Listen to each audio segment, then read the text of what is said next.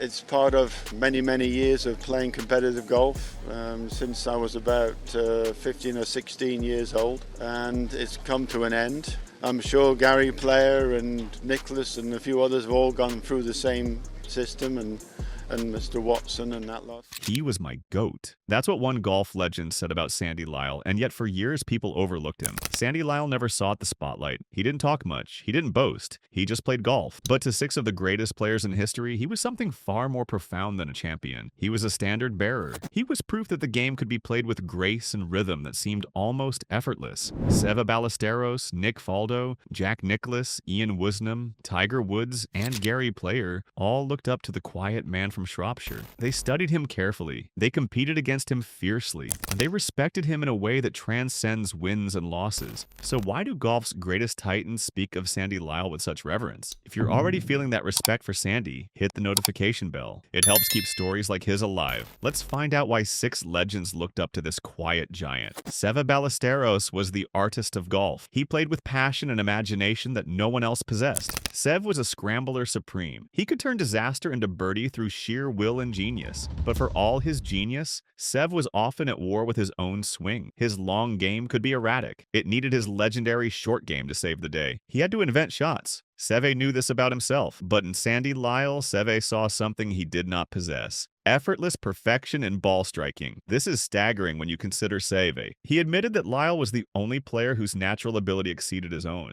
A man with Seve's ego, looking at another and saying, "This man can outplay me physically." While Seve believed he could outthink anyone, he recognized that Lyle could physically outplay anyone. The relationship began when they were children. Sandy Lyle recalls meeting Sev when Lyle was just 16, a teenager against a professional at a tournament near London. The young Lyle shot a 71. Professional Save shot a 74. Sev turned to him and said in broken English, "Very good player." That moment established a hierarchy of respect that would endure for decades. Sev never looked down on Lyle. He looked across at him as a peer. When Ballesteros called Lyle the best striker of his era, he was making a profound technical distinction. In professional golf, ball striking refers to compression, flight consistency, distance control, and trajectory. It is the engine of the game. Lyle's swing was a study in contradictions resulting in harmony. He was large and broad-shouldered, yet his swing was languid with distinct tempo that never rushed. At the top of his backswing, the club face would shut slightly. Then he would reroute the club, dropping it into the slot with gravity's inevitability. To Seve, whose swing was a violent athletic lash, Lyle's motion looked like painting. The natural ability Seve referred to was Lyle's capacity to generate immense power without apparent effort. Lyle was one of the longest drivers of his generation, yet he rarely looked like he was hitting hard. This efficiency allowed Lyle to hit long irons with height and softness that Seve envied deeply. Seve could manipulate the ball better than anyone, but Lyle didn't need to manipulate it. He just hit it flush, time after time. Perhaps Sev's most definitive statement was this: "If everyone in the world was playing their best, Sandy would win and I would come second." This quote is the cornerstone of Lyle's legacy among professionals. It posits that Lyle's absolute ceiling was higher than Nicklaus's, higher than Watson's, higher than Seavey's own. Why would Seve believe this? Lyle's game had no technical holes. When Lyle was on, he drove long and straight. He hit irons with laser precision. He putted with delicate touch that belied his size. Seve knew that his own A-game still involved scrambling. Lyle's A-game was a relentless march of fairways and greens that rendered scrambling unnecessary. Beyond the mechanics, Seve respected Lyle's humanity. Lyle remained a gentle giant. He was the smash-it guy who kept it simple. Seve, who wore his heart on his sleeve, found stability in Lyle. They were Ryder Cup partners. Seve's leadership was vocal and emotional. Lyle's contribution was quiet accumulation of points through superior play. When Seve passed away, Lyle's memories of that first meeting at 16 highlight the purity of their connection. It was a bond formed on the turf, where a perfectly struck one iron is the only language that matters. Sir Nick Faldo points to one moment as the turning point for European golf. July 1985 at Royal St. George's. Sandy Lyle's victory was not just a win, it was revelation. He overcame a deficit. He endured the pressure of the final 9 holes. He lifted the claret jug on English soil playing under the Scottish flag. To understand why this mattered, you must understand what came before. Tony Jacklin had won the Open in 1969 and the US Open in 1970. But after that, there was drought. For 16 years, no British player lifted the claret jug. The Open was dominated by Americans. Watson, Nicklaus, Trevino, Miller. For young British professionals like Faldo and Woosnam, there was a growing psychological complex. They were good enough to win on the European Tour, but majors seemed the property of Americans. There was a glass ceiling made of doubt and history. Sev had cracked it for continental Europe, but the British Isles were still waiting for their champion. Faldo credits Lyle's 1985 win with giving Europeans the belief they could win majors. It is a common phenomenon in sports. Once the 4-minute mile is broken, everyone breaks it. Once Lyle won, the American mystique vanished. Faldo realized, if Sandy can do it, I can do it. And he did. The chain reaction was extraordinary. In 1985, Sandy Lyle won the Open. In 1987, Nick Faldo won the Open. In 1988, Sandy Lyle won the Masters. In 1989, Nick Faldo won the Masters. In 1990, Nick Faldo won both. In 1991, Ian Woosnam won the Masters. Faldo views Lyle as the spark that ignited this golden age. Without Lyle's initial breakthrough, Faldo questions whether he would have had the psychological fortitude to